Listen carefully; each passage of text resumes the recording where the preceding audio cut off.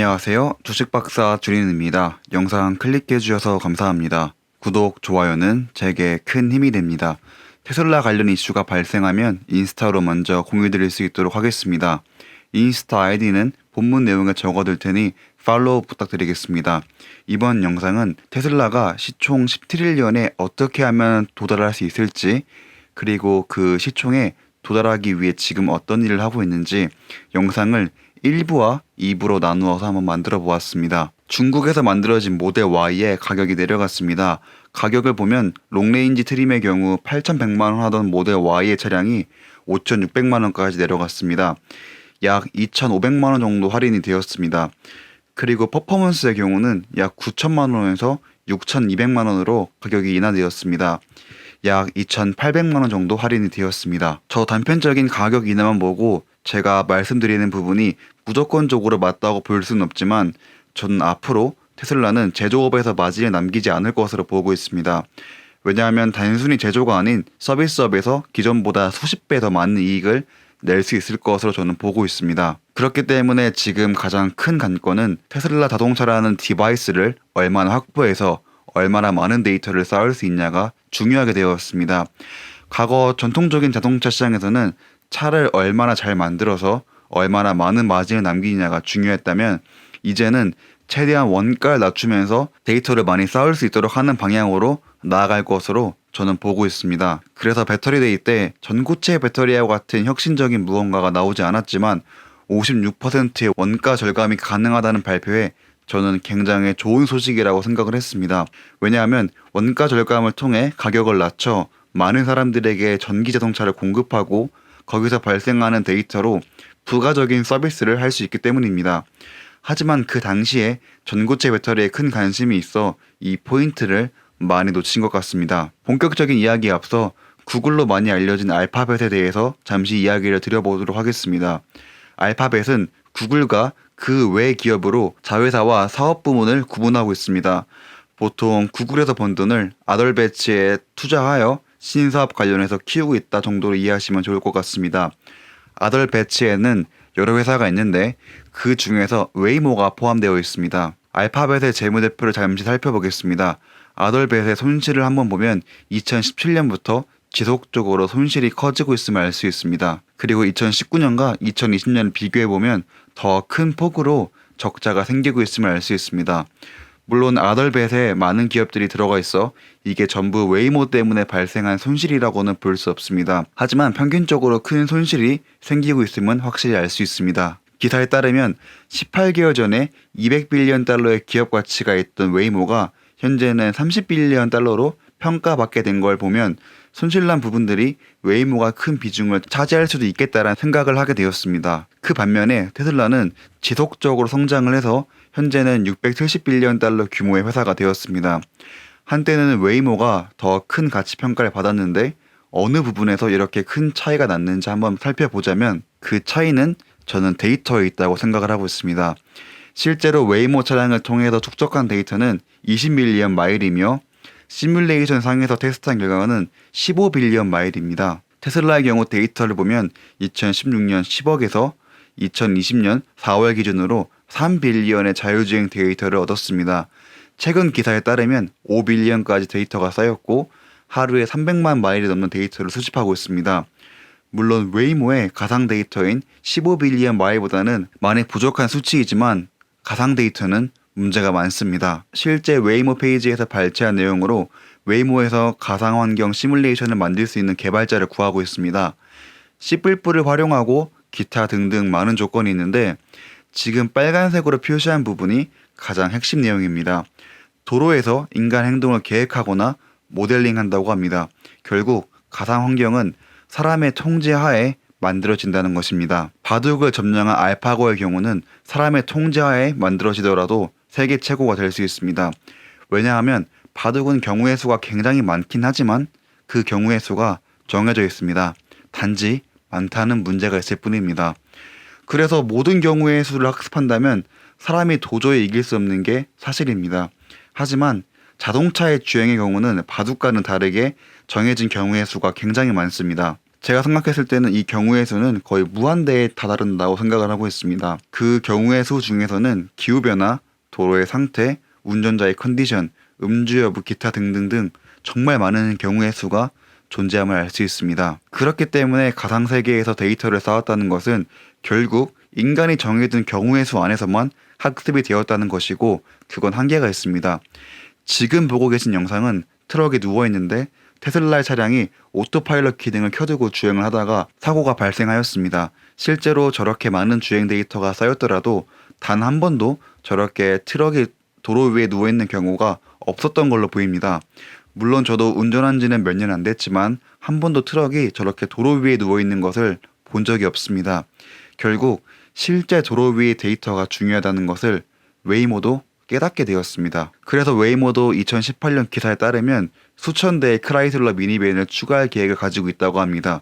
그리고 제규어 랜드로버와 파트너십을 체결했고 해당 차를 2만 대를 추가할 계획이라고 합니다. 2018년 당시 크라이슬러 퍼시픽카의 차량은 약 4만 달러부터 시작하였고 1000대의 미니밴을 추가하게 되면 가격적으로 약 40밀리언 달러가 든다고 합니다. 제규어 아이페이스의 경우는 약 7만 달러 정도 돈이 들며 2만 대를 구입하게 되면 14억 달러 정도의 돈이 들 것으로 추정이 됩니다. 결국 웨이모의 경우는 데이터를 확보하기 위해 테스트용 차량으로 엄청난 돈이 들어가고 있음을 알 수 있습니다. 처음에 보여드린 재무제표 상에서 보시는 것처럼 아덜벳에서 손실이 점점 커지고 있는데 이런 차량들을 실제로 구매하는 게 굉장히 부담스러워지게 됩니다. 반면 테슬라의 경우는 고객들이 알아서 차량도 사주고 알아서 FSD도 자기 돈까지 내면서 구매해서 테슬라에게 데이터를 쌓아주고 있습니다. 테슬라 입장에서는 데이터가 굉장히 필요한데 고객들이 자기 돈을 내면서까지 데이터를 쌓아주고 있고 그 결과 웨이모를 단숨에 따돌리고 기업 가치로 증명해내고 있습니다. 테슬라이크님의 이번 분기 인도량을 예측해보면 최종적으로 50만 2천 대를 보고 있습니다. 차량이 지속적으로 많이 인도되고 있음을 알 수 있습니다. 결국 테슬라는 차량이 많이 팔리면 팔릴수록 데이터가 쌓아지는 속도가 커지게 되고 데이터를 얻기 위해서 비용을 전혀 드릴 필요가 없습니다. 심지어 반대로 고객으로부터 비용을 받으면서 데이터를 축적하게 됩니다. 하지만 웨이모의 경우에는 아까 보신 것처럼 데이터를 축적할 때마다 수많은 비용을 지불하게 됩니다. 결국 이 방식으로 지속해서 나간다면 웨이모는 경쟁에서 테슬라를 이길 수 없을 것으로 보고 있습니다. 돈을 받고 데이터를 얻냐, 돈을 지불하면서 데이터를 얻냐는 정말 큰 차이입니다. 그래서 데이터가 생기면 어떤 서비스가 가능하냐에 대해서 이야기 드렸는데 그게 제 영상에서 언급드렸던 보험이고 가장 최근 영상에서는 FSD에 대해서 설명을 드렸습니다. 못 보신 분들을 위해서 FSD에 대해서 간략하게 설명을 드리겠습니다. 자세한 내용이 궁금하신 분은 영상을 다시 찾아보시면 좋을 것 같습니다. 지난 영상에서 테슬라가 티처 스튜던트 모델로 머신러닝 학습을 한다고 설명을 드렸습니다. 최초에 만든 인공지능 티처 1을 기반으로 스튜던트 1을 그대로 복사해서 만들고 이 만들어진 머신러닝 기술을 FSD를 사용하는 모든 테슬라 차량들에게 이식하고 그 차량들이 돌아다니면서 데이터를 쌓아서 티처 1에게 전달을 해주면 티처 1은 기존의 자신의 데이터와 140만 대의 스튜던트 1들이 모아준 데이터를 학습하여 더 발전된 티처 2를 만들어내는 구조라고 설명을 드렸습니다. 데이터가 많으면 많을수록 더 나은 버전이 나오게 되고 그게 결국 테슬라를 완전 자율주행으로 이끌어줄 것이다 라고 설명을 드렸습니다. FSD로 발생하는 매출은 굉장히 큽니다. 테슬라가 제조로 벌어들일 수 있는 돈과는 비교되지 않고 심지어 마진율도 굉장히 높습니다. 그런데 FSD가 궁극적으로 완전 자율주행으로 이어진다면 더 큰 돈을 벌 수 있는 길이 생기게 됩니다. 재무제표를 보면 2018년과 2019년에 비하면 아직 인식해야 할 FSD의 수치가 훨씬 커짐을 알 수 있습니다. 2018년의 경우는 630이고 2019년의 경우는 1163입니다. 대략적으로 2배 정도 늘어난 것을 알 수 있습니다. 아직 2020년에 1년치의 재무제표가 안 나와서 확실한 비교는 어렵지만 4분기 발표가 나게 되면 2019년과 비교해서 FSD의 매출이 엄청나게 증가할 것으로 보고 있습니다.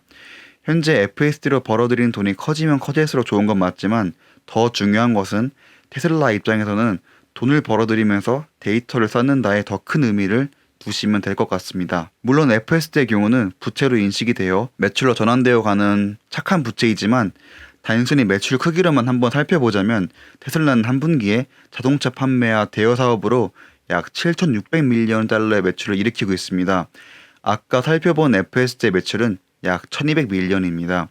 FSD의 경우는 마진율도 굉장히 높기 때문에 조금만 더 FSD가 발전하게 된다면 제조업으로 벌어들이는 돈을 넘어설 수 있을 것으로 저는 보고 있습니다. 예전에 한번 보여드렸던 표로 현재 이 위치에 있습니다. 결국 FSD가 발전하게 되면서 로보택시가 본격적인 사업 구간에 들어서게 되면 S자 커브의 메인을 지나가게 됩니다. 즉 급격한 성장을 이뤄낼 수 있다는 것입니다. 로보택시를 제외하더라도 FSD와 배터리 기술 확보로 제 3기업의 판매만 잘 이루어진다면 8트릴리언까지 회사가 성장할 것으로 보고 있습니다.